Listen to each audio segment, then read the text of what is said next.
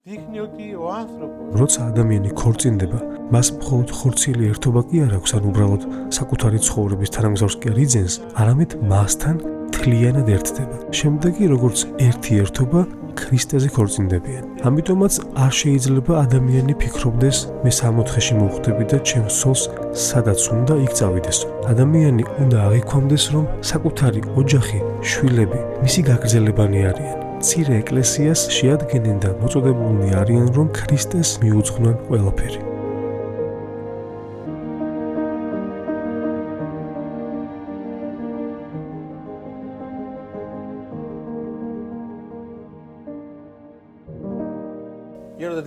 დაგლოცეთ მეუფეო. ქრისტემ დაგლოცოთ.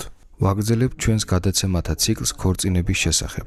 ეს არის ამ თემაზე ჩვენი რიგით მეორე შეხვედრა და ვფიქრობ, რომ ეს გადაცემაც შესავლის სახით გქონდეს და შემდგომში უფრო სიღრმისეულად გავაგრძელებთ წინდობისა და გვირგვინის დადგმის საიდუმლოების შესახებ საუბარს. წინა გადაცემის ბოლოს შევეხეთ ზოგადად ურთიერთობების საკითხს და ასე დავასრულეთ საუბარი. სურს რომ დასაწყისიდან მივყვეთ მოვლენებს. ვიცით, რომ კაცობრიობის პირველი წველი ადამი და ევა იყვნენ. ახლა ბიოლოგიის ერთ-ერთი დარგი, გენეტიკის შემსწავლელი მეცნიერება გვთავაზობს ორ ახალ კვლევას.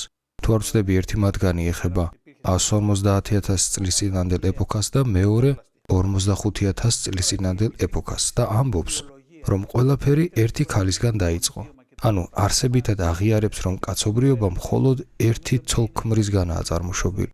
საბოლოოდ მითია თუ არა ადამისა და ევას ამბავი. ამას იმიტომ ვკითხულობ, რომ ზოგიერთი სულიერი მოძღვარი ერთის მხრივ აღიარებს, რომ ისინი რეალური პიროვნებები იყვნენ, ხოლო სხვანი ამბობენ, რომ ძველ აღთქმაში ეს იმისათვის დაიწერა, რომ მეტაფორულად გადმოგვცეს ისტორია კაცობრიობის დასაწყისის შესახებ. საბოლოოდ რომელია მართალი?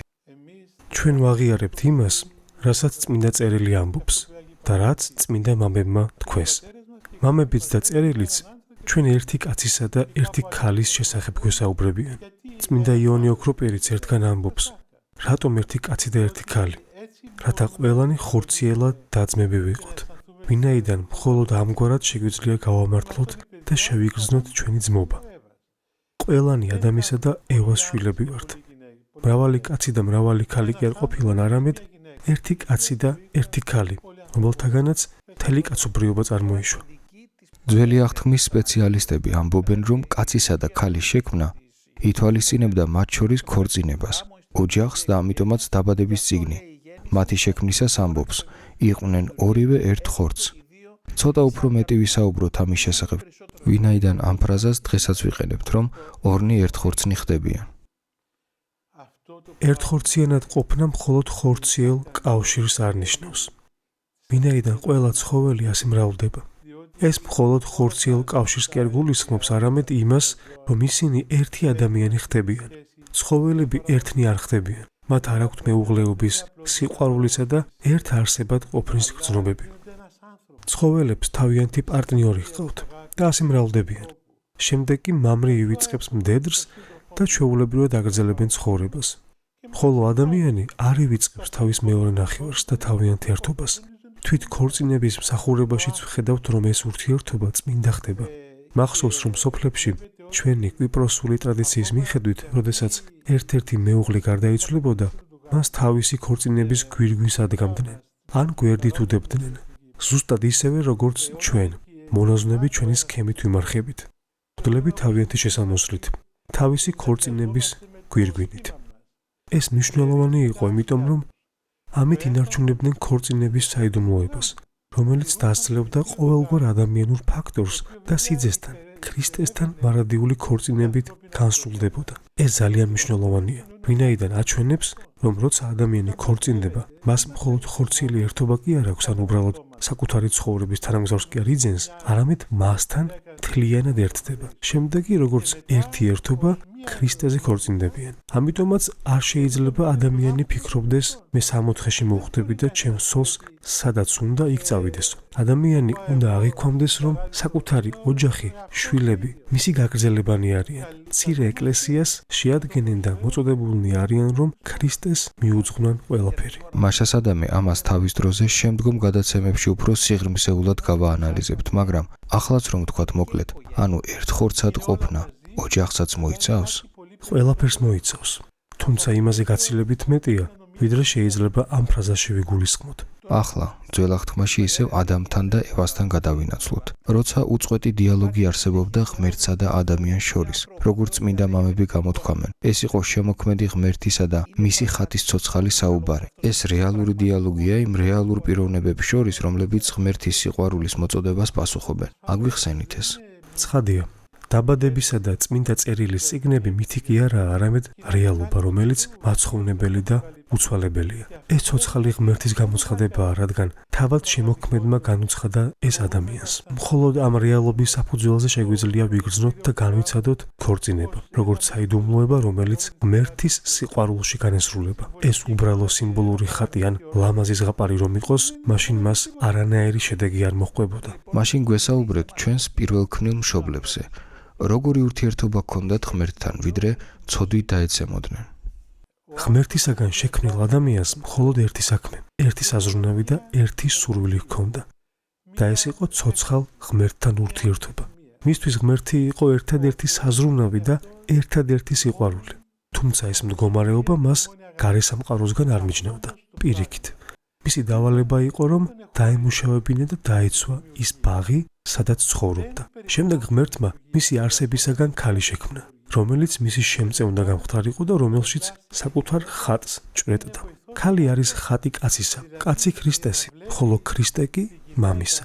დედაკაცში თავისი ხატის განჭრეტითა და მისგან მიღებული შემწეობით იგი სრულყოფილი ადამიანი უნდა გამختارიყო. ამ გზით ადამიანთა ერთობა სრულ იქნება ქრისტეში. ადამიანი მაშინ კი არ სრულ იქნება, როდესაც იგი უბრალოდ ერთხორცი ხდება მეორე ადამიანთან.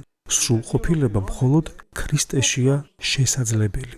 ასე რომ ყოფილიყო ჩვენს გარემოში, ვინც ასეთ კავშირებში იმყოფებიან, ქორწინებაში თუ ქორწინების გარეშე, ყველა განსრულებული იქნებოდა. თუმცა როცა ღვთისკურთხევის მიღმა არიან, ისინი სინამდვილეში არათუ სრულყოფენ, არამედ არსობრივად არღვევენ ამ ადამიანურ ერთობას. ვინაიდან ეს არსობრივი ერთობა მხოლოდ ქრისტეს ეკლესიის წიაღში რეალიზდება, რათა რეალურად მოხდეს ადამიანის პიროვნების სრულყოფა. როგორი იქნებოდა კაცისა და ქალის, ანუ ცოლ-ქმრის ეს ურთიერთობა დაცემამდე, იმ შემთხვევაში თუ არ შესწოდავდნენ. მამები ამბობენ, რომ დაცემა რომ არ მომხდარიყო, შვილიერების ისეთი ფორმა არ იქნებოდა, როგორიც ახლაა. ისინი მიიჩნევენ, რომ გამრავლების ის ფორმა, რომელიც ადამიანებს ახლა გვაქვს, სწორედ დაცემის შედეგია.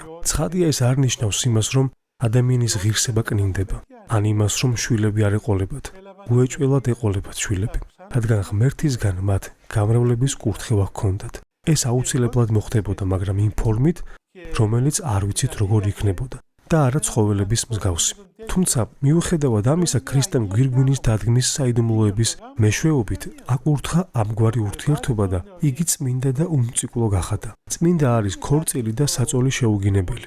კითხულობთ პავლე მოციქულთან. მეუღლეთა სარეცელი არაა შებილწული. ის უბრალოდ განწმენდელი ცოდვა კი არაა, არამედ წმინდა და უმწიკვლოა და ადამიანი ამ ყველაფერს გარდაქმნის იმ ძალად, რომელიც მთელი არსებით ქრისტეს შეყვარებისკენ უბიძგებს.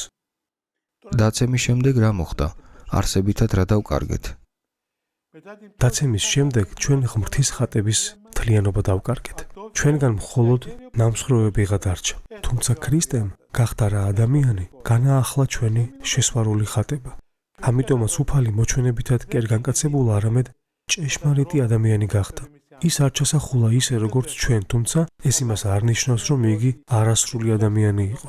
ის ჩაისახა სული წმინდისა და ქალწულ მარიამისგან, ხოლო ღვთისმშობელი კი შობის დროსაც და შობის შემდეგაც ქალწულად დაიცვა, რათა ჩვენთვის ეჩვენებინა, რომ ცოდვით დაცემა რომ არ მომხდარიყო, ამგვარად მოხდებოდა ადამიანთა გამრავლება. ჩვენ კი ადამიანის განახლებული ხატი გვიჩვენა. თუმცა რომ არ გვეფიქრა, რომ ქორწინება არ არის კურთხეული, მან თავისი მყოფობით აკურთხა ქორწილი კანაში. ეკლესია განკვეთს ანათემას გადასცემს და ერეტიკოსებს უწოდებს მათ, ვინც ქორწინებას სიბილწედ მიიჩნევენ. ეკლესია ქორწინების შესახებ ამბობს. ვინც იმის გამო არ ქორწინება, რომ ქორწინება სისაძაგლად მიაჩნია და ამბობს, რომ ეს უწმინდურობა ცოდვა და სიბილწეა, განიკვეთოს, ვითარცა ერეტიკოსიო. ბოდიშით ამ შეკითხვისათვის შესაძლოა ბავშვურ რაჭყერს და არ მინდა რომ არასწორად იქნას გაგებული, თუმცა ბევრს აინტერესებს და ამიტომ გითხავთ. ესე იგი, შესწოდეს ევამ და ადამმა. დაეცნენ და ადამიანის ახალი მსვლელობა დაიწყო. განვლო ათასობით წელმა დაიბადა ქრისტე, ჯვარს ეცვა და აღსდგა. აღდგომის შემდეგ, რადგანაც თავისი ჯვარცმით ცოდვა დაამარცხა, რატომ არ დააბრუნა სამყარო პირველ მდგომარეობაში? აღდგომის შემდეგ, რადგანაც თავისი ჯვარცმით ცოდვა დაამარცხა, რატომ არ დააბრუნა სამყარო პირველდენ მდგომარეობაში? რატომ დაუშვა რომ ვიტანჯებოდეთ? შენდობას ვითხოვ ამას რომ ვამბობ. იმიტომ რომ თავისუფალი ნება დაწესებული. ადამიანმა საკუთარი ნებით უნდა იღვაწოს და განვლოს ეს გზა. არ შეიძლება რომ ეს მხოლოდ მექანიკურად და ღვთის ბრძანებით მოხდეს. რა თქმა უნდა, მას შეუძლია ამის აღსრულება. თუმცა, როგორც კი ეს მოხდებოდა, იმ წამსვე დავკარგავდით მის ხატებას. დავკარგავდით თავისუფლებას და გავხდებოდით წმინდა ცხოველები, მაგრამ არა წმინდა ადამიანები და ღმერთის შვილები. ვეღარ ვიქნებით ღვთის შვილები და ღვთის ხატები, თუკი თავისუფლება არ ვექნება. ეს ქრისტეს გადაწყვეტილება იყო თუ დაცემის შედეგი? ეს იყო წინაპირობა იმისა, რომ ადამიანი ღვთის სრული ხატი გამხდარიყო. ღვთის სრული ხატი ვერ გახდებოდა თავისუფალი რომ არ ყოფილიყო. მას შესადამე იმისათვის, რომ ისევ გახდეს ქრისტეს შიშმარიტი ხატი და განახლდეს მისი შესვარული არსება, მან აუცილებლად თავისუფლებით უნდა იმოქმედოს. სხვანაირად ვერ მოხდება. მას შესადამე დაცემა მოსპო თავისუფლება? ცოდვამ ჩვენ დაგვატყვევა. ამიტომაც ამბობენ მამები, რომ ყველაზე უარესი მონობა ცოდვაში მყოფობაა. ამიტომაც ცოდვა ვერ გაგვათავისუფლებს. დღეს როცა ადამიანი ამბობს თავისუფალი ვარო, გულისხმობს იმას, რომ რასაც უნდა, იმას აკეთებს და ვერ ხვდება, რომ ეს დამანგრეველია. იმის კეთება, რასაც შენი სურვილები კარნახობენ, სწორედ მონობას, განადგურებას და ვნებაზე დამონებას ნიშნავს. ხოლო სრული თავისუფლება მდგომარეობს იმაში, რომ შინაგანად განიწმინდო და გონების მიერ ღვაწლში შეხვიდე. დაბადებაში ვკითხულობთ, რომ დაცემამდე ჩვენი პირველქმნილი მშობლები შიშვლები იყვნენ, მაგრამ არ ცვენოდათ. რაზე მიანიშნებს ეს? ეს იმაზე მიანიშნებს, რომ დაცემამდე ადამიანები ვნებებით არ მოქმედებდნენ. ერთმანეთს სიამონებისთვის და მომხმარებლურად არ უყურებდნენ, რათა ერთმანეთი საკუთარი ხორციელი თუ სხვა ნებისმიერი სახის სიამონებისთვის გამოეყენებინათ. მათ ერთმანეთი წმიდად უყვარდათ, არ ცვენოდათ და არ ჭირდებოდათ ტანსაცმელი. ტანსაცმელისა და სხვა ყველაფერიც დაცემის შედეგია. ამიტომაც ამბობს წმინდა სვიმეონ ახალი ღვთისმეტყველი, რომ ჩვენ ისეთი წმინდანები გვყავს, რომელსაც სიწმინდის ისეთი საფეხურისთვის მიაღწიათ, რომ შიშვლებიც რომ ყოფილიყვნენ, ვერ აღიქვამდნენ, რომ ეს სირცხვილია. ჩვენ ნამდვილად გვყავს წმინდანები, რომლებიც შიშვლები იყვნენ და არ ცვენოდათ. იმიტომ კი არა, რომ უსირცხვილოები იყვნენ, არამედ ისინი პატარა ბავშვებივით უბრალონი და წმინდანი იყვნენ და ვერსად ხედავდნენ ბოროტებას. ისინი გულით წმინდანი იყვნენ. ამიტომაც ამბობს უფალი, რომ ბავშვებს უნდა მივემსგავსოთ. წმინდანები ხედავდნენ ცოდვას, მაგრამ მათში ბოროტება არ შედიოდა. იმიტომ კი არა, რომ სულელები იყვნენ, არამედ იმიტომ, რომ მათი გონებიდან გამქრალი იყო ყოველგვარი ცოდვისმიერი ხატება და შეგრძნება. ამიტომაც ამბობს პავლე მოციქული, რომ სიყვარული არ იზრახავს ბოროტს, უყურებს სხვას, რომელიც მზადაა რომ მოკლას და შენში არ მოდის მასზე ცუდი ზრახვა. არ ფიქრობ, რომ ცუდია, რადგან შენი მოკლა უნდა. ეს არის მდგომარეობა, როდესაც იმდენად მიყვარს მოყვასი, რომ მასზე არაფერ ცუდს არ ვფიქრობ. შესაძლებელია თუ არა, რომ ეს მდგომარეობა დღევანდელ ეპოქაში რომელიმე ქორწინებაში მყოფ წყვილზეც მოქმედებდეს. ნამდვილად, როცა ადამიანი ქრისტესთან ერთად მეუღლებრივ მსვლელობას იწყებს, მას უკვე აქვს რაღაც გარკვეული მოცემულობები, თუმცა მას ჯერ არ აქვს სრული სიწმინდის საბოლოო ქრისტეს მიერი მდგომარეობა და ცხადია, მწვენია, ანუ გააჩნია კეთილი სირცხვილი, რომელიც მას ეხმარება ისწავლოს სხვა ადამიანის პატივისცემა, ანუ სწორად გამოიყენოს სირცხვილის შეგრძნება. ახსარების სირცხვილის გრძნობაც დაცემის შემდგომი განცდაა. სირცხვილი ჩვენში ცოდვის შემდეგ შემოვიდა, თუმცა ჩვენ იგი სინანულის ღვაწლში გვეხმარება. მახსოვს ჩვენი პაპების თაობა, რომელთაც აბსოლუტური პატივისცემა ჰქონდათ თავიანთი შვილების ოჯახებისადმი. მაგალითად, ჩვენი ბებია არასოდეს შედიოდა ჩემი მშობლების საძინებელ ოთახში, კარებამდე მიდიოდა და იქიდან ეუბნებოდა. მოდი, რაღაც უნდა გითხრაო. მე მას ვეუბნებოდი ხოლმე. ბებია, შემოდი შიგნით მეთქი. მუდამ უარს მეუბნებოდა. როგორც წმინდათა წმინდაში არავინ შედის, ისი არ შედიოდა ისიც. საკურთხეველში ყველა ვერ შედის. შედიან მხოლოდ ისინი, ვისი შესვლაც შეიძლება. მეუღლებრივი სივრცეც ასეა. მასში მესამე ადამიანის ადგილი არაა. ამიტომაც თქვა უფალმა, რომ ერთადერთი მიზეზი, რის გამოც დაშორება შეიძლება, მეუღლებრივი ერთობის დარღვევაა და არა მაგალითად ერესი, ურწმუნოება ან უღმერთობა. წინა გადაცემაში გითხარით, რომ ღმერთმა ევა ადამის დამხმარედ შექმნა. ამის მოსმენამ შეიძლება გაუგებრობა გამოიწვიოს. წარმოადგენს ევა პირველ სახეს დაცემამდე და თუ კი რატომ? ცხადია, ჩვენ მას დამხმარეს ვუწოდებთ. რა სჭირდება ადამიანს? ქრისტესთან ურთიერთობა, ქრისტესთან ერთობა. ერთადერთი რამ გვჭირდება და ეს არის ქრისტე. მაშასადამე ქრისტეს პოვნაში გვჭირდება დახმარება. შესაბამისად, მეორე ადამიანი არსებითად წარმოადგენს გზას, რომლის მეშვეობითაც ჩემი სიცოცხლის მთავარ ტრფიალებასა და სიყვარულს ქრისტეს შევხვდები. ამაში ეხმარება ცოლი ქმარს და რა თქმა უნდა პირიქით, ქმარიც ეხმარება თავის ცოლს. ღმერთს ცოლი იმისთვის არ მოუწია, რომ საჭმლის მომზადებაში დაგვეხმაროს, არამედ იმისათვის, რათა ჩვენს ჭეშმარიტ საჭიროებაში დაგვეხმაროს. როცა ვამბობთ პური ჩვენი არსობისა, რა არის არსობის პური?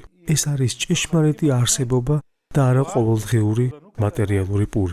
ცხადია, ესეც იგულისხმება, მაგრამ უმთავრესად ჩვენი ჭეშმარიტი საჭიროება, ანუ ზეციდან გარდამოსული ცოცხალი პური, რომელიც არის ქრისტე. მხოლოდ ქრისტე გვჭირდება ჩვენ. დახმარებაც იმისთვის გვინდა, რომ ქრისტესთან მივიდეთ. მხოლოდ ამაში მჭირდება დახმარება. სხვა დანარჩენი ჩემითაც შემიძლია გავაკეთო. ირგვლივ რამდენი მამაკაცი და ქალია, რომელთაც მარტო ყოფნა ურჩევნიათ. თუ ცოტა უხეში ხარ და სუსტი ნერვები გაქვს, არათუ ვერ დაეხმარები, არამედ პირიქით შეაწუხებ მას. მაშაბა ამ შემთხვევაში უქმდება დახმარების საჭიროება. არა, მაინც არ უქმდება. მეორე ნახევარი ყველაზე არსებით შეადამხმარე. განსხვავდება თუ არა მამაკაცის მიმართ ქალის დახმარება, ქალის მიმართ მამაკაცის დახმარებისაგან. ისინი ორი ბიოლოგიურად განსხვავებული არსებანი არიან. ორი განსხვავებული არსებაა, თუმცა ადამიანი ერთია. საერთოდ არ განსხვავდება. უბრალოდ სხვა შესაძლებლობა აქვს ქალს და სხვა მამაკაცს. ერთ ადამიანში თქვენ გულისხმობთ ქორწინების შემდეგ მამაკაცი და ქალი რომ ერთნი ხდებიან? საერთოდ არ განსხვავდება. წინასწარ განსაზღვრულია, რომ ეს ორნი ერთნი უნდა გახდნენ. ქალწულება ზებუნებრივი რამაა, ამიტომაც ამბობს ქრისტე. ვისაც მისი დატევა შეუძლია, მან დაიტიოს. არ ამბობს, რომ იგი ყველასთვისაა. ბუნებითი გზა მეუღლეობაა, ზებუნებრივი ქალწულება. დაცემის შემდეგ როგორ მოხდა ადამიანთა შორის ურთიერთობების ჩამოყალიბება? დაწერილია, რომ პირველ ქმნილებმა იგრძნეს შიშვლები რომ იყვნენ. შერცხვათ და ტანსაცმელი შეიკერეს. რას გვასწავლის ჩვენ ეს სიმბოლიზმი? გვასწავლის იმას, რომ დაკარგეს ის სიწმინდე, რაც დაცემამდე ჰქონდათ. წარწმინდეს პირველ ქმნილი მშვენიერება და შევიდნენ ნებისმიერ ურთიერთობათა განზომილებაში. მაშინ რომ ხედავთ თუ როგორ იწყება ეს ურთიერთობა. ადამმა თქვა, რომ ცოლმა შემაცდინა, ცოლმა თქვა, გველმა შემაცდინაო. ერთი მეორეს აბრალებდა. შემდეგ კი, როცა შვილები გაუჩნდათ, ერთმა მეორე მოკლა. ბუნების ძალებსაც კი წინააღმდნენ. ვინაიდან როგორც ბუნებითად ძმებს მართებდათ, რომ ერთმანეთი ყვარებოდათ. ეს უკვე კეთილის მოძულე ეშმაკის მიღწევა იყო. გავაგრძელოთ ის, რასაც ამბობთ. ვიცით, რომ უბრალო ენით რომ ვთქვათ, დაცემა იმიტომ მოხდა, რომ გველმა ევას ღმრთის საწინააღმდეგო მკრეხელური სიტყვები უთხრა და მამები, რომლებიც ამ მოვლენას განმარტავენ, ამბობენ, რომ ევამ ქმარს გული კი არ გაუხსნა და მოუთხოვ, რაც მოხდა, არამედ გველთან დაწყებული დამღუპველი დიალოგი გააგრძელა, რამაც საბოლოო ჯამში აცდუნა კიდეც.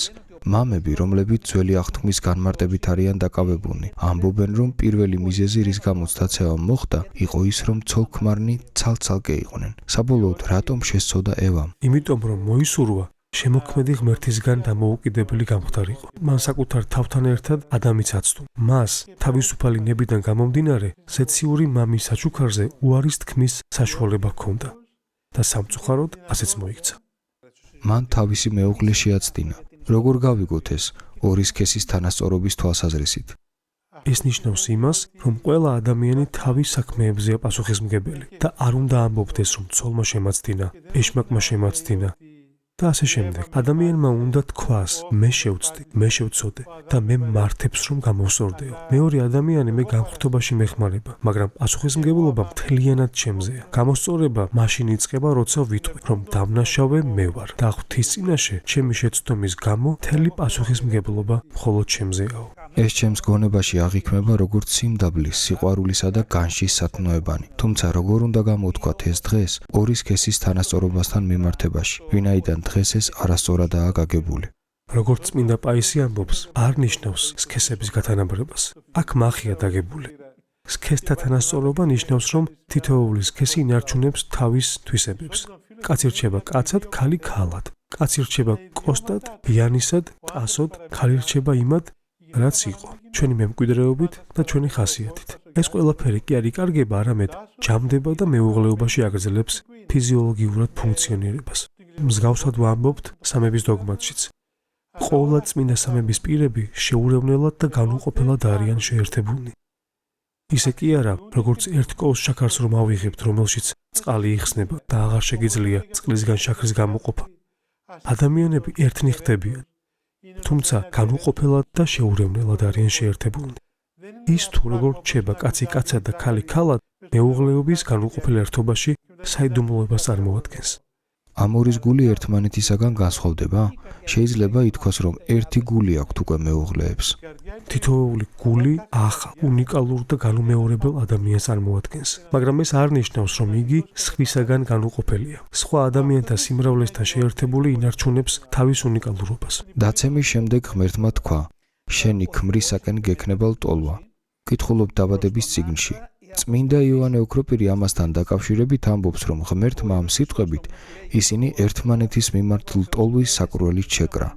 შეგიძლიათ რომ აგვიხსნათ ეს უპირველეს ყოვლისა, სასჯელი იყო, რომ ქმრისკენ ექნებოდა ლტოლვა. ქმარს კი უთხრა, რომ შენ მიწას დაამუშავებო. მას ეს კანონი დაადო, თუმცა მათ ეს სასჯელის სახით კი არა, საკურნებლად მიეცათ. ამით იკურნება და ჯანსაღდება ადამიანი. მეორე ადამიანს, როგორც მოსამსახურეს კი არ აღვიქვამთ, არამედ როგორც საკუთარ თავს და საკუთარ მოყვას. ამ შემთხვევაში ადამიანს სიხარული ექნება, როცა თავის მოყვას ან მეორე ნახევარს მოემსახურება და მისთვის ეს უკვე მძიმე აღარ იქნება. როგორც მონაზვნობაში, მორჩილებას მორჩილებისათვის კი არ ვიჩენთ, არამედ იმისათვის, რომ დაუძლიოთ ეგოიზმი და გავიხაროთ. როცა ვემორჩილები, თავი მონად არ ვიგრძნო და არ მიმძიმდეს იმის კეთება, რასაც სხვები მეუბნებიან. თავიდან, რა თქმა უნდა, გვიჭირს და ეს გარდაუვალია, თუმცა შემდგომში მორჩილებას შვილებრივ თავისუფლებამდე მივყავართ. შესაბამისად, ღმერთმა ჩვენს დასასჯელად კი არ თქვა ეს, არამედ ჩვენს განსაკურნებლად, ჩვენი გაჯანსაღებისთვის. მაშასადამე, ეს კანონი, როგორც თქვით, ჩვენ სასარგებლოდაა. დაცემის შემდეგ, როცა ეს საკურნებელი კანონი უკვე მიეცათ, ადამი თავის ცოლს ახალ სახელს აძლევს, უწოდა თავის ცოლს სიცოცხლე. რისი თქმა სურსამით, რატომ შეუცვალა მას სახელი და უწოდა სიცოცხლე? იმიტომ, რომ მისი მეშვეობით ადამიანი მარადიულ სიცოცხლეს მიაღწევდა. ეს სრულიად ბუნებრივია. რაც მანამდე კანონი ერთგვარი ეპიდემია და დაცემის შედეგი იყო, შემდგომში ქრისტეს მარადიულ სასუფევლამდე მიმყვანებელი მიზეზი გახდა. ეს გადაცემა მსურდა იმით დაგვესრულებინა, რაც დასაწყისში ვთქვით და მინდა რომ უკეთესად გაიგო. ადამი და ევას ამბავი მითი არ არის. იგი უაღრესად მნიშვნელოვანია და ცხადყოფს, რომ მიუხედავად გარეგნული სხეულებრივი განსხვავებებისა, ყველა ადამიანი ერთსა და იმავე დნმ-ს ვინაწილებთ.